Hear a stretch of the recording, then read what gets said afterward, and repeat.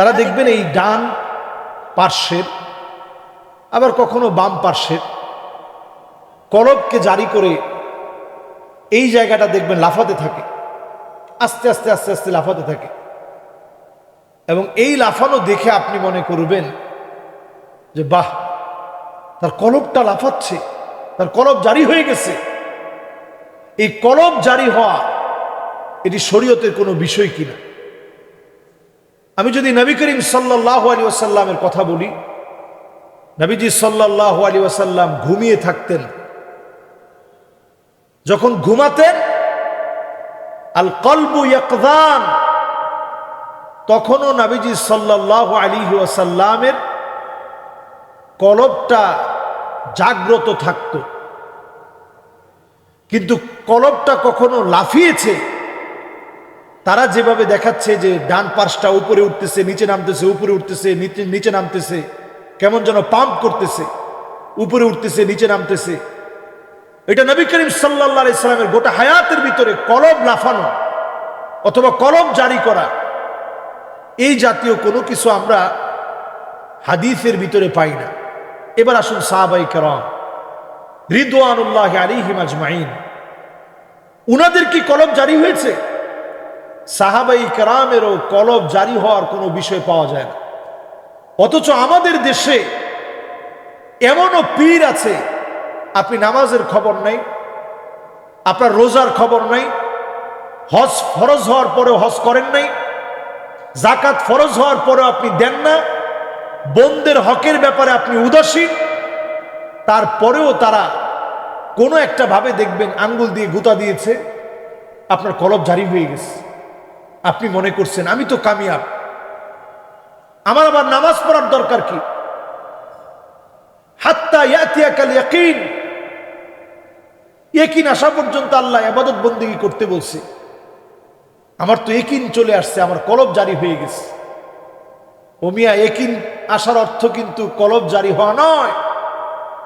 ওয়া'বুদ রাব্বাকা হাত্তা ইয়াতিয়াকাল ইয়াকিন, এই ইয়াকিন আসার অর্থ হচ্ছে মৌত চলে আসা, ততক্ষণ ইবাদত করতে হবে মৌত আসার আগ পর্যন্ত।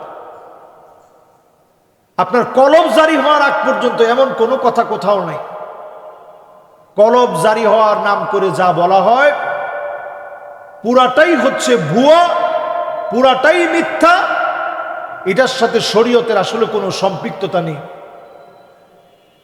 আপনারা এই ক্ষেত্রে সহায়ক হবে আপনাদের জন্য, আপনারা একটা বই পড়ে দেখবেন, মাদারিজুস সালিকিন বাইনা মানাজিল ইয়াকা না'বুদু ওয়া ইয়াকা নাস্তাঈন।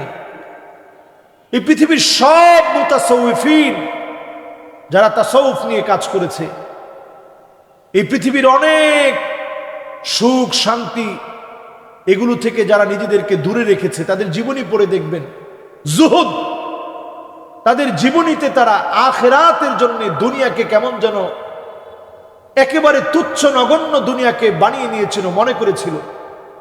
কিতাবুজ জুহুদ একটা কিতাব আছে, আপনি পড়ে দেখবেন রাসূলুল্লাহর চোখে দুনিয়া কেমন ছিল, সাহাবায়ে কেরামের চোখে দুনিয়া কেমন ছিল, তাবিঈদের চোখে দুনিয়া কেমন ছিল, একটু পড়ে দেখবেন, অবাক হয়ে যাবেন তাদের চোখে দুনিয়াটা কত ছোট ছিল। নবীজি সাল্লাল্লাহু আলাইহি সাল্লাম ঘুম থেকে উঠতেন, চাটায়ের দাগ পিঠের মধ্যে পড়ে থাকতো। সাহাবায়ে কেরাম প্রশ্ন করতেন, ওগো নবীজি, আপনি যে চাটাই থেকে আপনি উঠছেন, চাটায়ের দাগ পড়ে গেছে। ওমর রাদিয়াল্লাহু তাআলা আনহু কেঁদে ফেললেন, প্রশ্ন করলেন, নবী এত কষ্ট আপনি কেন করবেন? ইন্নাল কাসরা ওয়াল কাইসার ফামা হুমা ফীহিমা, রোম পারস্যের সম্রাটদের কি এমন আছে তারা এত সুখ শান্তি করে, আপনি এত কষ্ট করবেন? আল্লাহর হাবিব বললেন, ফালাহুমুদ দুনিয়া ওয়ালানাল আখিরা, তাদের জন্য শুধুমাত্র দুনিয়া, আমাদের জন্য আল্লাহর আখিরাত আল্লাহ রেখে দিয়েছে। সুবহানাল্লাহ।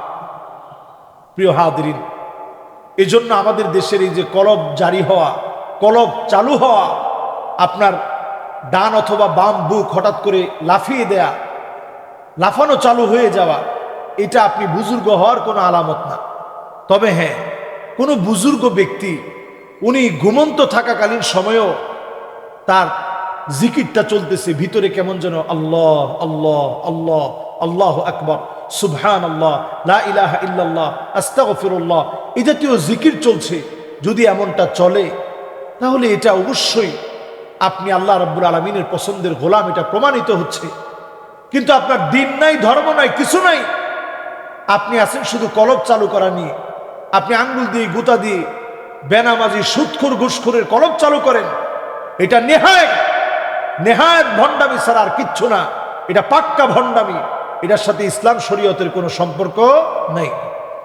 এজন্য আমরা এগুলোতে কান দিব না, আমরা ইসলামের দিকে আসব, তাসকিয়াতুন নফস, আত্মপরিশুদ্ধির পথে হাঁটব। আল্লাহ তৌফিক দান করুক। আসসালামু আলাইকুম ওয়া রাহমাতুল্লাহি ওয়া বারাকাতুহু।